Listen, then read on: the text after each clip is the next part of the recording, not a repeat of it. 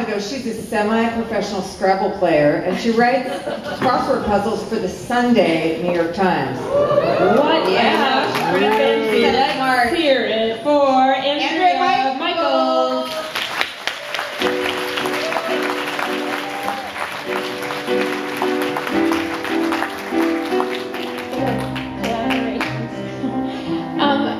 I would be remiss not to first say how happy anniversary to Beth and Arlene. This is incredible to have created this out of nothing. And I was actually excited and reminded when they pulled my name out of the hat, because I wasn't here the first year. I think I came after they had been doing it for a few years, and I would come and sit in the audience. I was sort of a recovering stand-up and hadn't performed in like 15 years. And they would say, if somebody has a story that's 3 minutes on the topic, we'll pull your name out of the hat and you can come and tell it at intermission. And I came every month, and every month I would go, oh, I have a story about that. And Beth re-inspired me, and I would put my name in. I was never, ever picked. So I was finally picked tonight, so that's, that's exciting, because the first time then somebody actually one night got sick, and Beth came up to me. She had heard about me through another friend and said, would you like to suddenly fill in? And I got really cold feet, and I said, well, what's the topic? And they said crazy families and going home for holidays.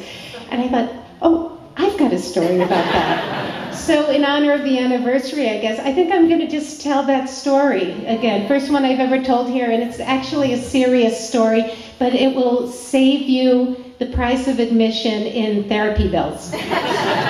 Because I do have a crazy family, and I have a Jewish mother, and so I'm in therapy, and I'm in therapy, and I actually really love my therapist. Her name is Nanette Gartrell, and it was the first time in my life I could get like pure, unconditional love. I mean, I pay her, but she does this sort of Jungian, feminist, proactive therapy that's, for example, if there's somebody I shouldn't be calling anymore, she has me scrub my bathtub because she says the urge will pass and I'll have a clean bathtub. And she's actually, I never even get to see her anymore, because she's written this sort of a bestseller called it's for strong women who have trouble negotiating in other areas of their life, and it's called My Answer is No, If That's Okay With You. So what I had wanted to do was I was having some problems in that area. I was going to be going, this is the serious part, I was going to be going to see my mother. I mean, I'm very thankful that Nanette has not asked for all my money and to follow her to India, because I would be in Darjeeling or something right now telling a story there about here. But I was going to be going to see my mother. Her husband, my stepfather, was very ill, and I was going to go for a week. And after 10 years of therapy, I had moved up from being able to be with my mom for 2 hours to like 2 days. And I was going to be there 7. And I didn't want to be fighting with her, and I didn't know what I was going to do when she started in after a couple days about what I was doing with my life and why I didn't go to law school. And I mean, she's still, I'm in my 50s now, and she's still, it's not too late, you know. So I was going, and I asked Nanette for some advice. I said, how can I not fight with her? That would not be good. And she said, well, when she starts in on you, you just simply say, I'm sorry you're upset. What can I do to help? And I said, wow, that's like so not me. I mean, I'm not one of these, oh, I hear what you're saying and I feel. So she said, well, you know, you can just put it in your own words. Like right now, why don't you try? I'll be your mom, you say to me. And so I'm like, I am sorry you're upset, but you're fucking crazy. She's like, no, I'm sorry, upset, what can I do to help? And I'm like sitting on the couch going, I'm sorry you're upset, but, you know, don't take it out on me. And she said, no, you say you're sorry. And I go, here's the thing, I'm not sorry. My mom is upset. Whether her husband is dying or you ate the last piece of cheese that she was saving for guests, or whatever it is and stuff. So Nanette wisely said, well, you're sorry that Dick is dying. And I said, yes, I am actually very sorry about that. He was a wonderful man. He took beautiful care of her. And she said, well, that's what you're saying you're sorry for. And then you ask, what can I do to help? And I said, oh, okay.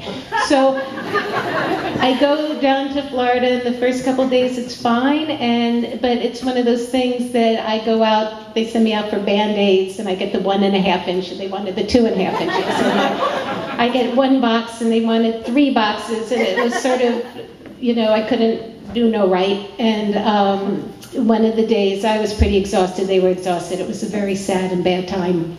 And I came in from whatever errand it was, and my mother grabbed whatever it was I had, and she just said, you're finally back. And the old me would have looked at her and said, wow, can't you say hello or thank you? And we would have gotten into, I'm actually a pretty easygoing person, but my mother can get me screaming and crying within 2.5 minutes. And instead, and so I felt all this welling. She just went, you're finally back, and grabbed the box. And I looked at her, and I took a deep breath, and I said, I'm sorry you're upset. What can I do to help? And my mother froze, and she looked at me, and she burst into tears. And she said, what do you mean? You've been so helpful. We love you so much. We have no idea what we would have done without you. We can't believe you're here. We love you, and we've always loved you your whole life. And I sat there thinking, oh my God, for 40 years, all I had to say was this magic phrase, I'm sorry you're upset, what can I do to help? And the beautiful thing is I now get along totally with my mom, who's 80, thank God she's still here and healthy and well, and she's never caught on. Whenever we're about to get into something, I just calmly look at her and I say, I'm sorry you're upset, what can I do to help?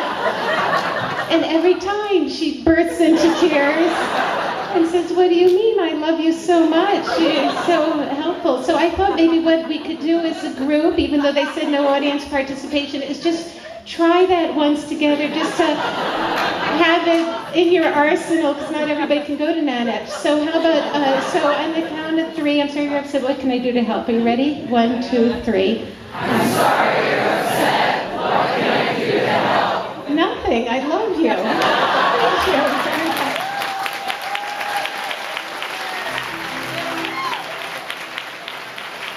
Andrea Carla Michaels.